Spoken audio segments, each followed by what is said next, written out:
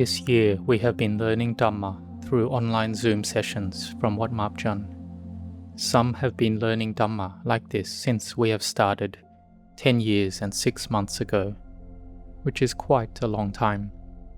But if we contemplate in another way, then we see that time has passed by very quickly. And we are learning Dhamma so that our spiritual hearts can go back to nature, going back to peace, to the papasara, the radiance of the heart. Because when the mind receives sense impressions, then it is moved and swayed. So the Buddha taught us to do samadhi, to make our mind to be well concentrated and firmly established. When the mind has samadhi, it is well concentrated, and then upon receiving a sense impression, the mind isn't shaken by it. But it's normal that all Dhamma practitioners, whether monastic or lay, male or female, that if we've never practiced and trained before, then we won't know this. We will see everything as being me and mine, ever since we were born. We feel that it's a self, it's me and mine. We can notice that in babies newly born, their eyes look pure. Their mental proliferation is little. Whether they like or dislike something, it passes, because part of their brain is not yet working fully. But when the brain does work fully, then it has good results for one who has wisdom. Like Lady Visakha, who was just 7 years old when she learnt about Dhamma and could understand about non-self. She could have right view that rupa and nama, material and mental phenomena, has arising, persisting and ceasing. But the quality of delusion was still there in her, but she wasn't deluded like a patujana, a common person, or a kalyana chana, a good and beautiful person. A patujana is someone with thick defilements, who doesn't have sila dhamma, a basic level of moral conduct. The kalyana chana has a mind that is beautiful. They have sila dhamma, but the sila dhamma may not be firmly established. If they experience a sense impression that is severe, then the mind can be shaken up and can change. But to have sila dhamma that is beautiful, strong and firm, then it needs to have Dhamma. To have sila and to have Dhamma. Having Dhamma, that is, seeing that there is nothing that is truly ours. So though we may have greed, anger, delusion coming up, but we can give it up. Sometimes Venerable Ajahn Chah would teach that a Sotapanna, one who has attained the first level of enlightenment, has anger as well, but doesn't have ill will, the wish to harm and hurt. So the thought to harm is significant in that it makes our mind not be peaceful. Abhaya dana, to give fearlessness or forgiveness, is the supreme giving. This abhaya dana is excellent. To donate vihara dana, building an uposatha hall, building a vihara, building a chedi, helping the poor and people in need, or building hospitals, has lots of resulting benefits. They say it's more meritorious than giving Sanghadana, which has the Buddha at its head. This the Buddha taught himself.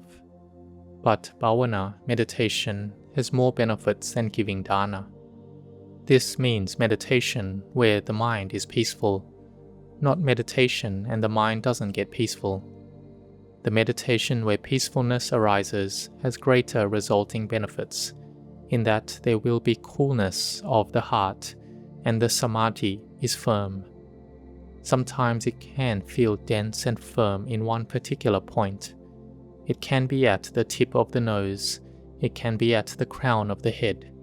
It will be solid and firm there.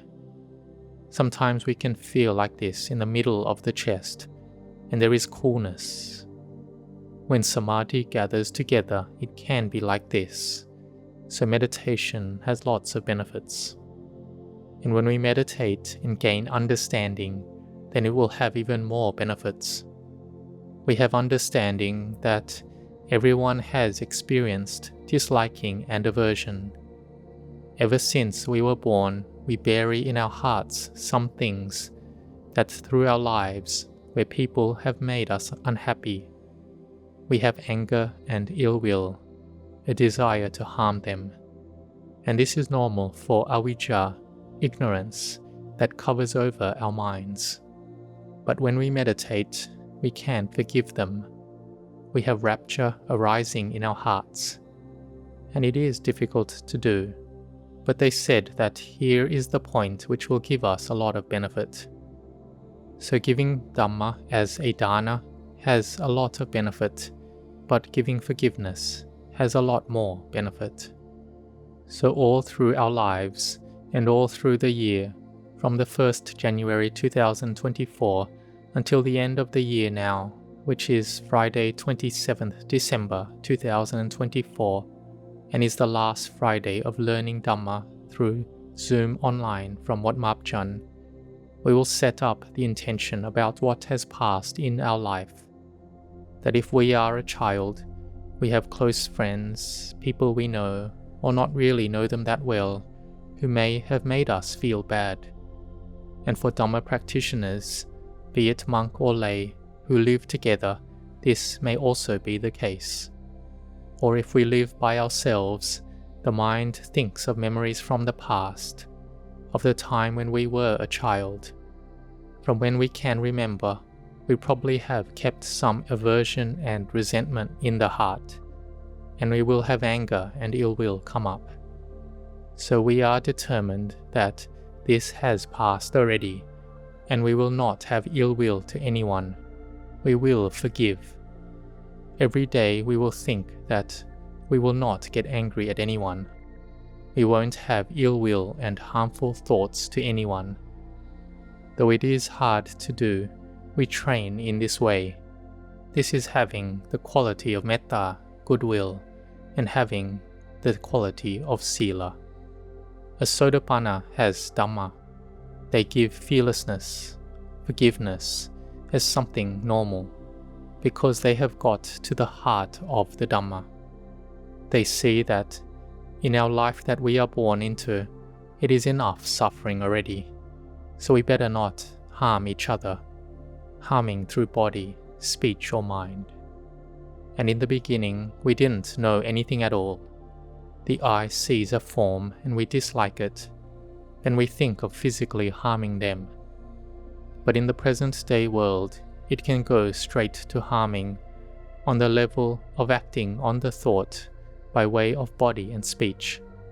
And when it's worse than that, it can even be war breaking out. This is because of a lack of Dhamma. It makes one have suspicions and distrust in others. If we live in the forest, then there are snakes and all sorts of animals. If we have Sila Dhamma, then we don't harm them. But if we have no Sila Dhamma, we can go harming them. And there was once a worker who entered the monastery to do some work. They found a gecko and harmed it. They didn't ask permission from the monks, but went ahead and killed it. If they asked permission from the monks, then the monks wouldn't let them. So they killed the gecko. And here some karma gives results in the present life, and some karma gives results in a future life. It so happened that the worker went back to rest in their house, and I don't know how, but it was like there was someone grabbing him and throwing him down the stairs. The flesh of his body was all bruised and peeled. It was quite severe. So doing karma to an animal, then one can receive the painful results to this level in this present life. So don't think to harm, to hurt, to be violent, to even the smallest of animals. We spread metta, goodwill, in the same way that a mother would nurture the child in her womb. So may we spread metta to all living beings like that, like to a baby in the womb. So this is contained in the metta chant. So may we train in this one quality of metta Brahma Vihara, the sublime abiding of goodwill. And this has lots of benefits. It makes our samadhi to be well concentrated, and the samadhi that we have already won't degrade. This is because we have metta. So Lady Visakha and the wealthy merchant Anathapindika had metta and compassion. They were well established in sila and in Dhamma, because their minds were one-pointed. It is samadhi that is firm. It is a higher level than a kalyana chana. But these things, these dhammas, they don't arise like miracles, where we don't do anything at all. Can the Buddha make us be a Sotapanna? It's against the foundation of Dhamma. The Buddha taught, Attahi atano nato. One is one's own refuge. So we have to take ourself as our refuge. The Buddha, the Tathagata, is the one who reveals, who teaches. But we have to do it ourselves. We train ourselves. We do it ourselves. We find the opportunity and time to build goodness, to give alms, to make merit, to chant and meditate, and to practice Dhamma. We need to do it ourselves. Like when eating food, we need to eat it ourselves so that we are full. The Buddha is the owner of the fruit orchard. We don't plant it. We walk into the orchard, and whichever fruits are ripe, we can collect them and eat them.